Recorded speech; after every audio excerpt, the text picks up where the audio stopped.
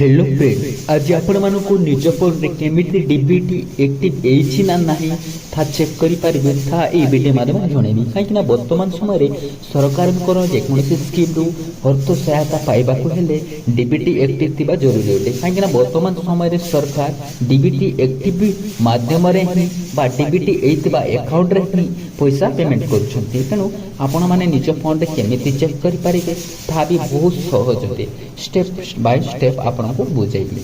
आपण माने जदि मोबाइल रे देखुछंती थाले निश्चित भाव में आपण पाखे गोटे गूगल ऑप्शन थी। तेणु आपण कौन करेंगे ना से गूगल रे जिले जमीन कि मोर गूगल रे जाऊँगी बा मो मोबाइल गूगल रे जाऊँगी। गूगल रे जाइना कौन करेंगे ना ये लिखे माई आधार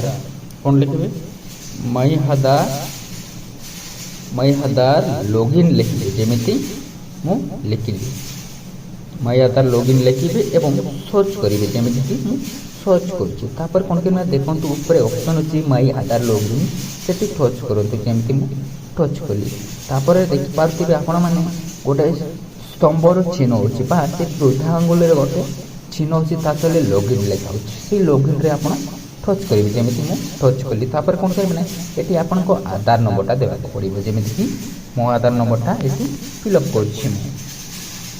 आपण मैंने देखिपे कौन करेंगे ना ये आधार नंबर दे सारा थले देखु एंटर कैप्चा ये से कैप्चाटा देवाक पड़ो। आपण मैंने जदि से कैप्चाटा को छीणी पारुना देखो राइट साइड रे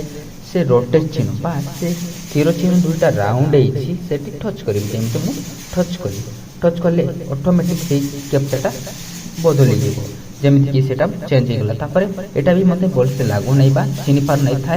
मुझे आउ थे एमती कर प्रेस मार देखते आउ गोटे आसला आप मारे ये जमी अच्छी कैप्चा सेमती स्मेल लिटिल स्मेल बड़ थे बड़ मारिदेवे सेमती मुझे फिलअप करदे देखते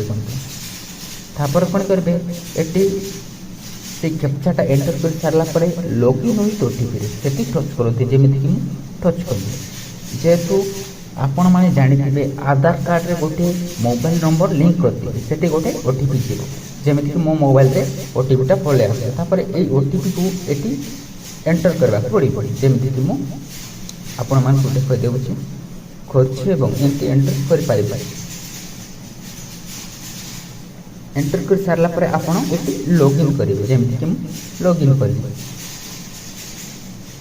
लॉगिन कर सारापर आपण मैंने देखिपे देखो बहुत गुड़िए ऑप्शन अच्छी देखो एड्रेस अपडेट डाउनलोड आधार एवं ऑर्डर आधार पीडीएस कार्ड से सब अच्छी किंतु आप कौन करेंगे ना आमको जेहेतु आमको डीबीटी चेक करार अच्छी कौ भितर ना यही ना तेणु आपण मैंने कौन करेंगे ना देखो बैंक सेडिंग स्टाटस ये चेक करेंगे जमी कि मुझे टच कली देखो ये देखईदेला जेहेतु मोर डीबीटी एक्टिव था स्टेट बैंक ऑफ इंडिया रे अच्छी तेणु देखो आपण मैंने देखते बैंक स्टेंडिंग स्टाटसटा एक्टिव होना मत देखा तेणु यहाँ केवे ना लास्ट अपडेट देखते 23/7/2025 तेमी आपण मैंने जदि एमती भाव में डीबीटी एक्टिव फाइन चेक करेंगे ताल निश्चित भाव में सुविधा लगे और निजे ही देखिपारे जदि मो यूट्यूब चैनल